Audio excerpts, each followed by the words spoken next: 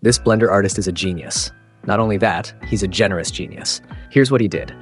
Blender has a texture paint mode that lets you paint textures on any surface directly or paint onto a texture that is applied to a 3D model. Now here's the problem. Most of the time, you want to work with multiple layers of textures for different reasons. Setting this up is quite a headache. This is where what this creator did was clever. He created an add-on that handles all of this for you, so you only focus on the painting part. And he made it free for anyone struggling with texture painting. Most creators would make this a paid add-on, but not this guy. Instead of making millions and trillions of dollars selling this on Blender Market like I would, he's giving it to you for $0. Let's take a look at this and see how to use it. By the way, I also make Blender add-ons too, but my add-ons are not free. I have to make that money, baby. Anyway, links are in the descriptions if you want to support me. So, on to more generous creators than me. This guy is called Hirurk. I know I'm probably butchering his name, but yeah, the add-on is called Has Paint Layers. And this is how it works. All links are in the description. The add-on installs like any other Blender add-on. Just download it from the Gumroad link. To use it, you will need a well UV unwrapped model. I'm just going to use this free model from Sketchfab by BYRX and a set of alpha brushes to add detail. I will use these free ones from Gumroad by JRO Tools. A lot of generous people today. All links are in the description. After activating the add-on, you can find it under the side panel named Paint Layers. You need to have the object you want to paint on selected, then add a new texture by clicking the image icon. Set a base color, image size, and click OK. You can go to the Look Dev view to see how your textures look. This is important because we are going to be painting multiple texture layers. If you're in the viewport shading mode, you will only be seeing one texture at a time instead of the multiple layers you are painting. One more thing to note. If you are painting on an object made up of different independent objects, like this gun, you will only be able to paint on the selected object. If you want to paint on everything at once, make sure to join all the meshes into a single mesh with Ctrl-J. Also, make sure your UVs are not overlapping by selecting all meshes and packing the UVs in the UV editor menu.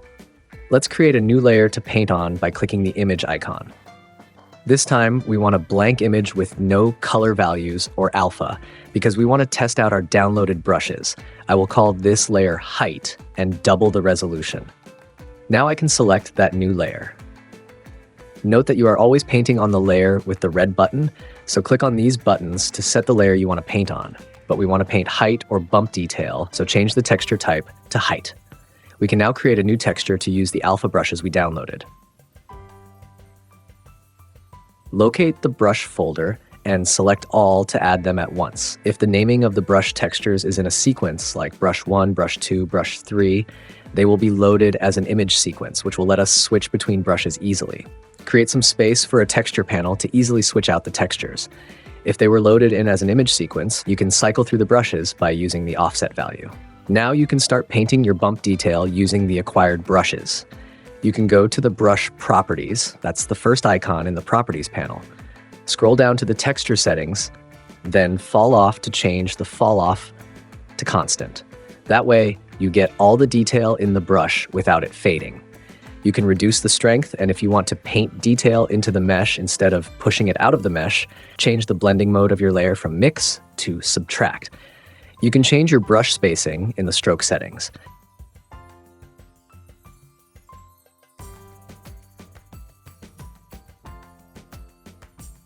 Don't forget you can switch out the brush in the texture settings using the offset or just selecting a different brush from the image dropdown.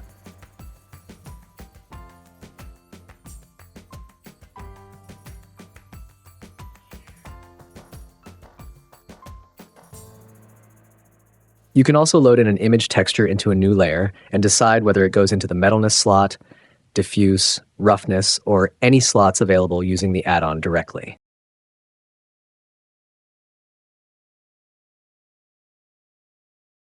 And that's it. That's how you can use this amazing add-on to speed up your painting in Blender. I'm discovering more and more amazing tools like this, so make sure to subscribe and turn on notifications so you don't miss these amazing gems. If there is any other add-on or tool you think I should cover on the channel, let me know in the comments. Peace. While I still have your attention, come take a look at these other amazing add-ons that can improve the quality of your render. First, we have Afterglow. This is a brand new collection of emissive lights designed and made by Curtis Holt, one of the most creative Blender minds. They are designed to create incredible lighting with ease, providing accurate reflections and soft bounce lighting in cycles. For Eevee lovers, I can't confirm this, but this might work in Eevee Next too, since it supports global illumination now. At number 2, we have Fluid Lab, a new fluid simulation system that is light, requires no domain box, and simulates better than MantaFlow. You can also try GeoSwarm 2, a great way to simulate swarms of insects, bugs, birds, and more. Thanks, and see you in the next video.